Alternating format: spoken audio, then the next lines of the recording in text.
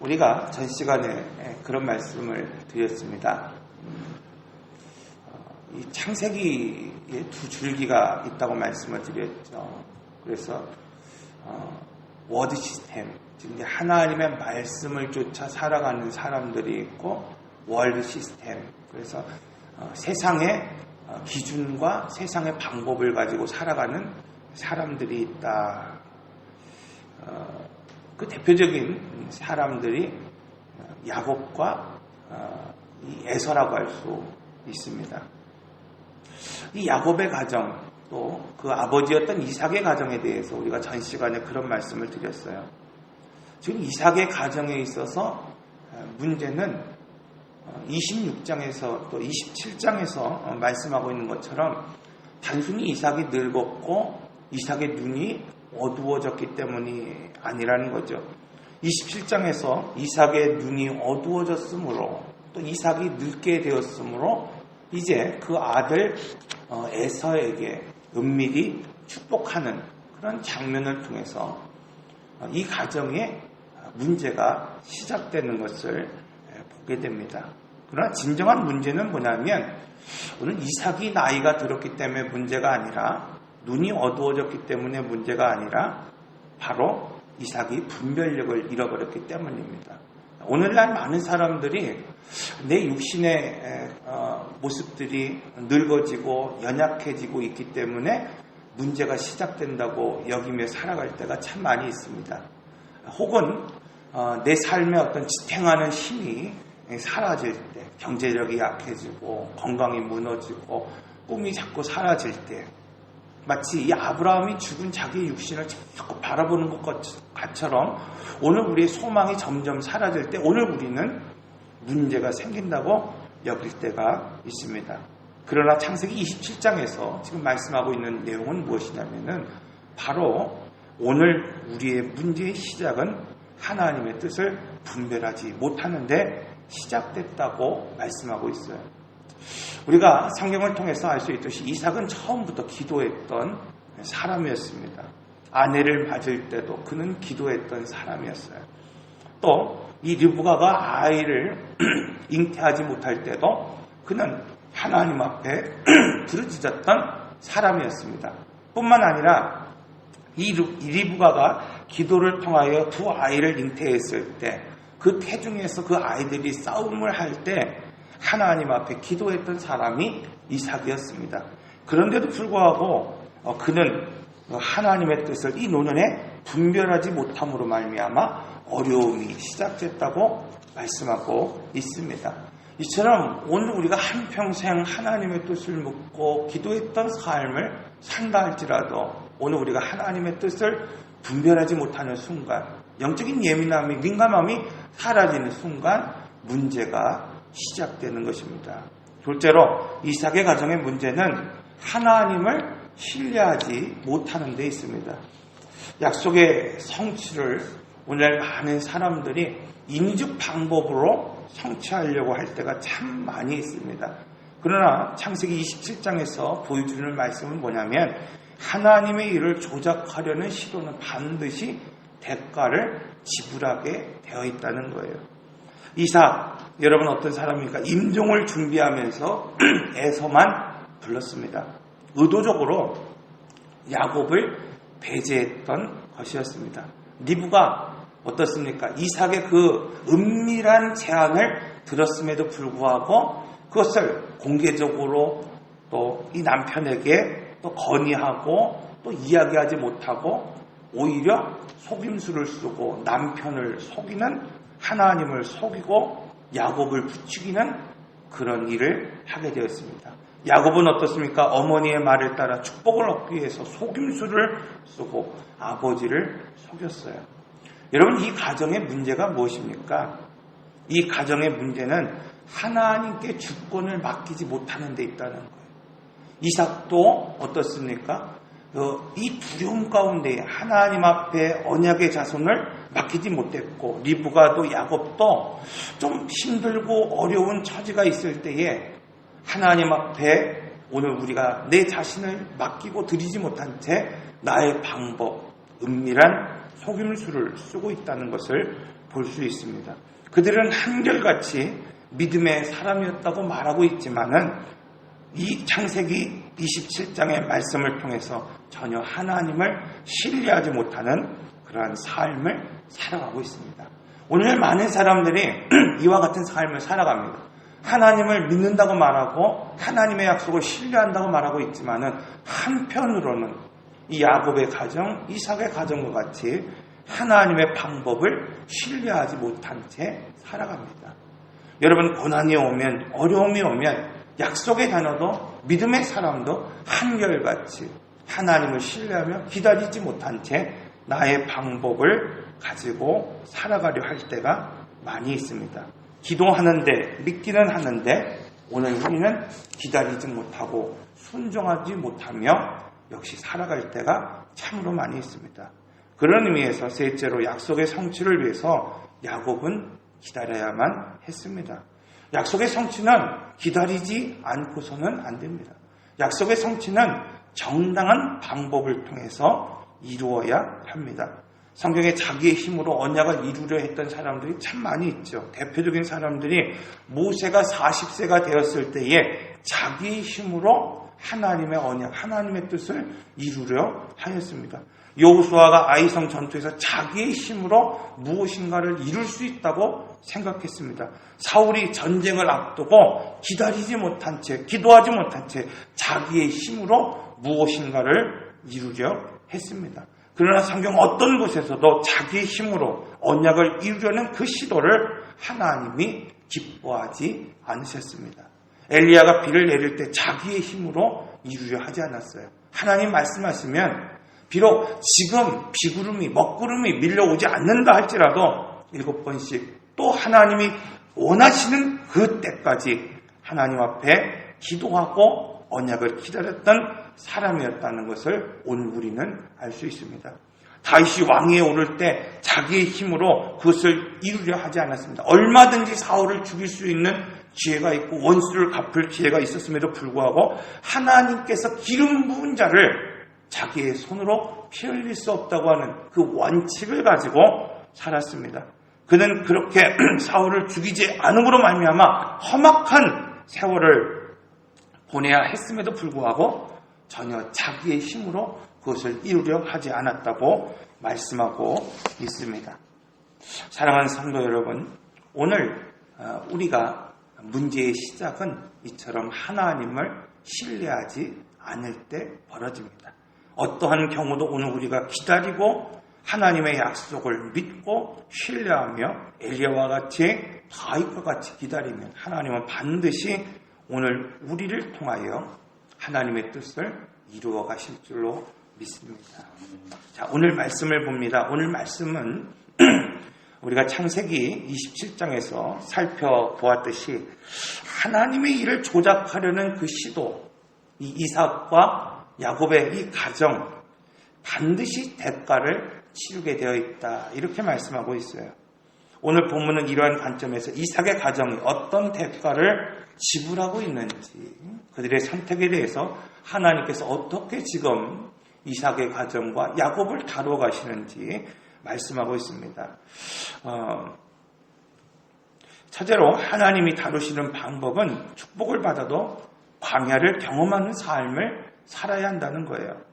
광야가 어떤 의미를 가지고 있으며 어떤 의미를 가지고 있습니까? 바로 자기를 부인한다는 의미를 가지고 있죠. 모세가 광야를 벗어나기 위해서 자기를 먼저 부인할 수 있었어야 돼요. 신발을 벗을 때, 그가 그 광야에서 신을 벗고 하나님 앞에 엎드릴 때, 바로 주권을 이양할 때 그는 광야를 벗어나 하나님의 위대한 종으로 쓰임을 받을 수 있었습니다. 왜냐하면 이 광야는 바로 오늘 우리 육성을 걸러내기 때문입니다. 그런 의미에서 하나님은 야곱을 광야의 길로 인도하셨습니다. 이처럼 믿음의 사람도 자기를 부인하지 못하고 그 자기 육성을 걸러내지 못하면 한평생 자기 육성을 보이며 살아갈 수밖에 없어요.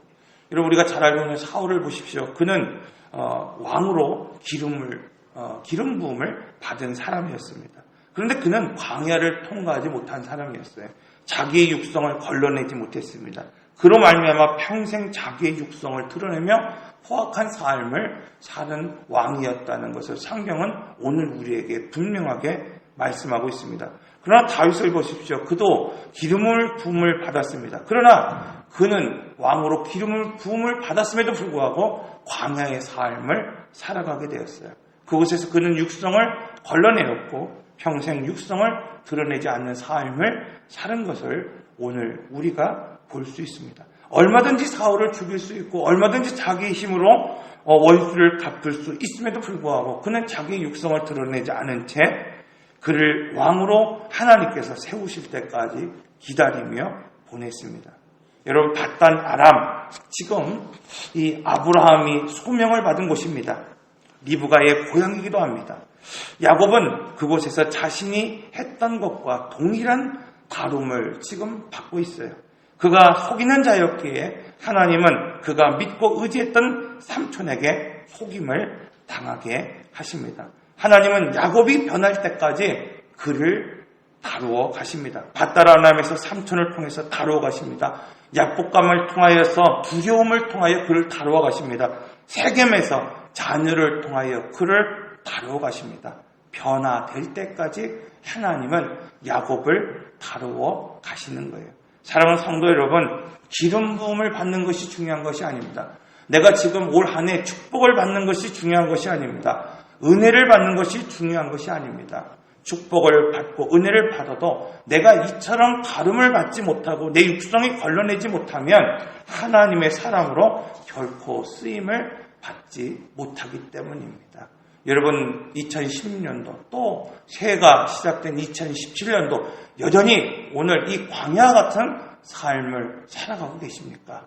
중요한 것은 이 광야에서 나를 부인하고 하나님 앞에 내 주권을 이양하는 삶을 살 때 오늘 우리는 하나님의 사람으로 쓰임을 받을 수 있습니다. 둘째로 하나님이 다루시는 방법, 인위적으로 조작하는 그런 시도, 그 방법을 지금 내가 내려놓고 바꾸지 않으면 안 된다는 거예요. 중요한 것은 축복을 받는 것이 아니라 지금 내가 먼저 바뀌는 것입니다. 내가 관점이 바뀌지 않으면 안 됩니다.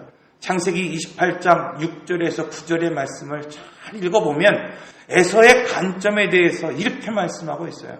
에서가 본즉 6절에서 말하고 있지 않습니까? 8절인가요? 에서가 본즉 이게 두 번에 걸쳐서 지금 에서가 무엇인가를 보고 있다. 에서가 어떤 관점으로 그 사건을 보고 있는가에 대해서 말씀하고 있어요. 지금 에서가 본 것이 무엇입니까? 6절에서 이삭이 야곱을 밧단 아람으로 보내는 것을 보았다는 거예요. 이삭이 야곱을 축복하고 그를 장자로 인정하고 어디로 보냈습니까? 밧단 아람으로 보냈다. 그것을 지금 이삭이 이 에서가 보게 되었습니다. 또한 이삭이 가나안 사람의 딸을 기뻐하지 않는 것을 그가 보았습니다. 이미 이 에서는 이 가나안 여인들을 아내로 취한 사람이었어요. 그런데 아버지 이삭이 지금 가나안 사람의 딸을 기뻐하지 않는 것을 보았어요. 이방인 여인과 결혼하는 것을 기뻐하지 않는 것을 보았다는 것입니다. 뿐만 아니라 야곱이 이삭의 말을 듣고 밧단 아람으로 떠나는 것을 보았습니다. 여러분, 에서는 현실적인 사람이에요. 그의 관점은 영적인 복에 관심을 갖고 있는 사람이 아닙니다. 그의 관점은 육적인 재산에 있었습니다. 지금 야곱이 떠난 이삭의 가정, 야곱은 어떻게 떠났습니까? 빈털터리로 떠났어요. 그러나 그가 가진 것은 무엇입니까? 영적인 복을 가지고 그는 떠났다는 거예요. 그러나 여전히 야곱이 떠난 이삭의 가정에는 무엇이 남아있습니까? 이삭에게 여전히 육적인 재산이 남아있습니다. 그때 이 에서가 지금 바라본 것이 무엇이고 한 일이 무엇입니까? 야곱에 대한 살기를 가지고 불같이 추적하지 않았습니다. 굳이 빈털터리로 도망하는 야곱을 죽이면서까지 아버지의 노여움을 살 필요가 없었기 때문입니다. 야곱 그 동생에 대한 용서가 아니었어요. 이스마엘에게 가서 그의 딸 중에서 아내를 취했습니다. 아버지의 마음을 상하게 한 이유가 이방인 여인에게 아내를 취한 것이라고 여겼기 때문입니다. 이처럼 에서는 이삭으로부터 축복을 받지 못한 이유가 이방인 여인과 결혼했기 때문이라고 여겼습니다. 에서는 영적인 축복이 아니라 육적인 재산에 여전히 관심을 가지고 살았습니다. 에서는 책임을 지지 못한 채 자기 아버지를 기쁘게 할 목적으로 다시 결혼하게 되었습니다. 그의 관심은 오로지 축복에만 있지 하나님의 관계 개선에 있지 못했습니다. 오늘 많은 사람들이 육적인 복에만 관심을 가지고 살아갑니다. 복을 얻기 위하여 이 에서와 같이 인간적인 시도를 하고 인위적인 그런 방법을 동원하며 살아갈 때가 참 많이 있습니다. 영적인 복에 관심을 두고 살아가지 못하고 그 영적인 복을 잃어버린 것에 대한 반성이 없습니다. 회개가 없습니다. 그는 장자의 권리를 소홀히 했고 함부로 했음에도 불구하고 그 모든 원인에 대한 그 근본적인 반성이 회개가 없었습니다. 비록 그가 훗날 이 아버지의 재산을 얻었지만 그가 생각하는 이 복이라고 하는 것을 누리며 살아갈지 모르겠지만 긴 역사를 두고 바라볼 때 그는 육적인 재산을 가질지는 모르겠지만 아버지의 기로처럼 사막을 돌아다니며 칼을 믿고 사는 족속으로 머물 수밖에 없었습니다. 그러나 영적인 복을 사모했던 야곱, 비록 빈털터리로 삼촌의 집으로 떠나갔지만 그는 거부가 되었고 그의 후손은 하나님께서 오늘 약속하신 것처럼 그 약속의 땅을 차지하게 되었다고 말씀하고 있습니다. 그럼에도 불구하고 오늘날 이렇게 접근하는 사람들이 참 많이 있습니다. 마치 무속에서 신을 달래듯이 복을 얻기 위하여 이 복에 관심을 두고 사는 사람들이 있습니다. 삶에 책임을 지지 못한 채 또 삶에 반성을 하지 못한 채 그냥 자신의 태도를 바꾸지 않고 자신의 자세를 바꾸지 않은 채 인위적으로 조작하고 인위적으로 인심을 얻고 인위적으로 복을 받으려고 하는 사람들이 얼마나 많은지 모릅니다. 나의 삶에 절단 없는 채 그저 보이는 그 현장에서 내가 예배자요, 하나님을 기뻐하는 자요, 내가 하나님 앞에 헌신하는 자라는 생각만 가지고 살아갈 때가 얼마나 많은지 모릅니다. 사랑하는 성도 여러분, 하나님은 언약을 통해서 복을 주시는 분입니다. 하나님은 무당이 구슬할 때 그냥 이 귀신한테 잘 보이고 기쁨을 주기 때문에 복을 주시는 것이 아니에요. 하나님은 지금 내가 예배를 정성껏 드렸기 때문에 나에게 복을 주고 내가 예배 가운데 실수가 있기 때문에 나를 저주하고 심판하시는 분이 아닙니다. 야곱의 인생을 보십시오. 그는 한평생 복을 얻을 만한 일을 한 사람이 아닙니다. 그런데 그에게 복을 주십니다. 그 이유는 그가 오늘 말씀처럼 하나님과 언약을 맺었기 때문이에요. 아브라함의 하나님, 이삭의 하나님, 야곱의 하나님, 하나님은 이 믿음의 조상들에게 찾아가셔서 언약을 맺으시는 하나님이셨습니다. 아브라함이 온전했기 때문이 아닙니다. 이삭이 온전했기 때문이 아닙니다. 야곱이 온전했기 때문이 아닙니다. 하나님은 언약을 통해서 복을 주시고 언약을 통해서 믿음의 사람들을 세워가십니다. 그런 의미에서 성도는 현재보다도 미래를 바라보는 사람들이에요. 성도는 보이는 것보다 보이지 않는 것들을 바라보는 사람들입니다.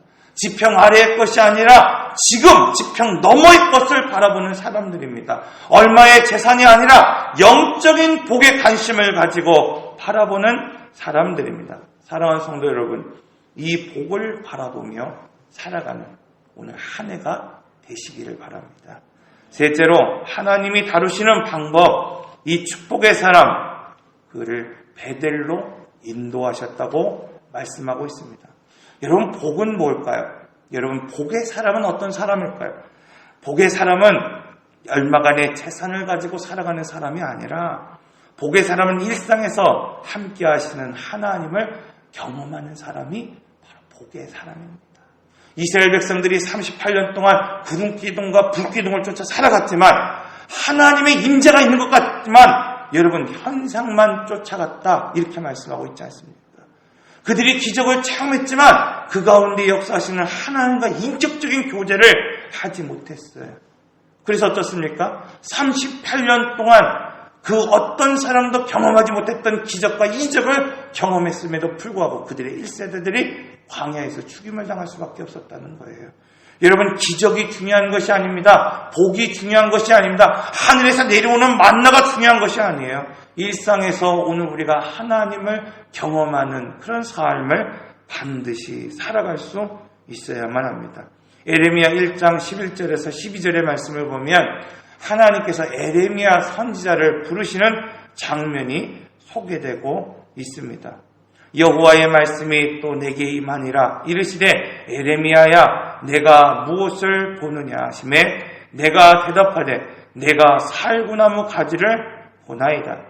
여호와께서 내게 이르시되 내가 잘 보았도다. 이는 내가 내 말을 지켜 그대로 이루려 함이니라 하시니라.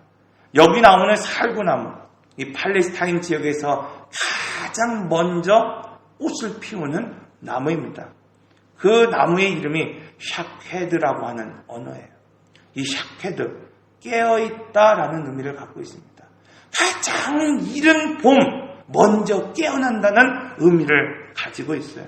야곱은 언약을 받았음에도 불구하고 두려움으로 지금 도망치고 있습니다. 축복을 받았음에도 불구하고 그 집을 떠나 여러분 지금 이 라반의 집으로 향하여 걸어가고 있습니다.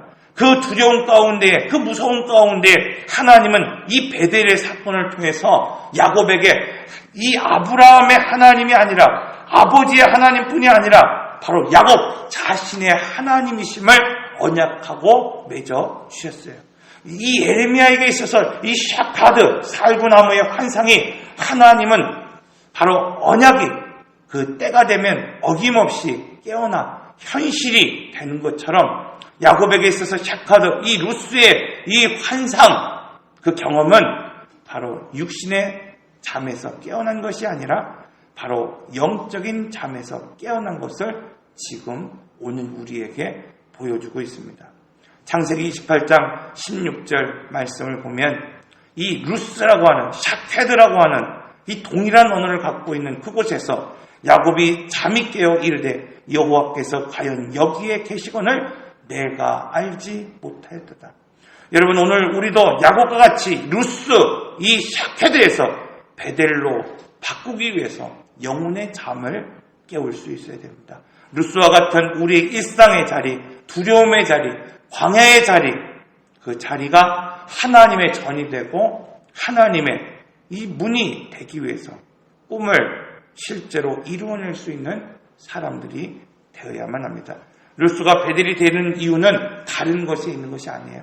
그 땅이 신령한 땅이기 때문이 되는 것이 아니라 신령한 장소에 그가 있기 때문에 여러분 그것이 하나님의 전이 된 것이 아닙니다. 그는 그곳이 바로 어떤 곳이든지 간에 하나님의 임재가 있을 때 루스를 베델로 바꾸어 가시는 것입니다. 많은 사람들이 일상을 살아갑니다. 꿈을 꿉니다. 꿈을 이야기합니다. 그런데 그 꿈을 실제로 이루어내지 못합니다. 그런데 야곱은 꿈을 꾸었지만 그것을 실제로 만들었습니다. 그곳의 이름을 루스에서 즉 베델로 그 이름을 바꾸었습니다. 자신이 잠자던 그 돌베개를 가져다가 하나님을 위한 제단을 만들었습니다. 여기가 어디입니까? 형 에서의 눈을 피해 그 부모의 설화를 떠나 먼 외삼촌의 그 집을 향하여 가던 도중이었습니다. 해가 져서 어디인지 모른 채 그냥 돌을 베개로 삼아 그냥 아무 곳에서나 누웠던 그곳, 그 루스. 여러분, 아무도 의지할 수 없는 곳에서 오늘 우리가 쓸쓸하고 외롭고 두렵고 막막하고 비천한 처지에 놓여 있을지라도 지금 하나님이 나타나시고 하나님이 임재하시고 하나님이 함께 하실 때 그곳이 바로 여러분 베델이 될 수 있습니다. 사랑하는 성도 여러분, 야곱과 같이 내가 비겁한 위치에 있더라도 야곱과 같이 내 손에 제약이 가득 차 있더라도 상관이 없습니다.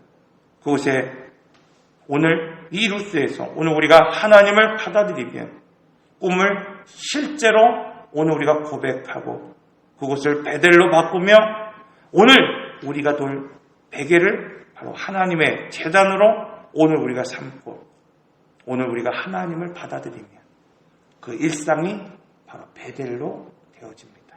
하나님은 이 약속에 하나님이 되어주시고 그곳에서 하나님은 신실한 하나님이 되어 주실 것입니다. 2017년도 한 해 여러분, 이 야곱과 같이 꿈을 실제로 만드시는 여러분이 되시길 바랍니다. 여러분의 일상, 그곳이 루스와 같은, 그곳이 일상이고 평범한 자리여도, 여러분 그냥 오늘 우리가 평소에 그냥 꿈을 꾸고 바라는 그런 자리일지라도 지금 내가 그곳을 기도의 재단을 쌓는다고 한다면, 지금 내가 그 일상에 누워있던 그 삶을 재단으로 지금 내가 바꾼다면 하나님은 나의 하나님이 되어 주실 것입니다. 에서와 같이 육적인 복에만 오늘 우리가 관심을 갖지 말고 영적인 복을 사모하며 살아가는 한 해가 되시기를 바랍니다. 광야를 통해서 자기를 부인하는 삶을 살아가시길 바랍니다. 기도하겠습니다. 인내하신 구세주여, 내 말 들으사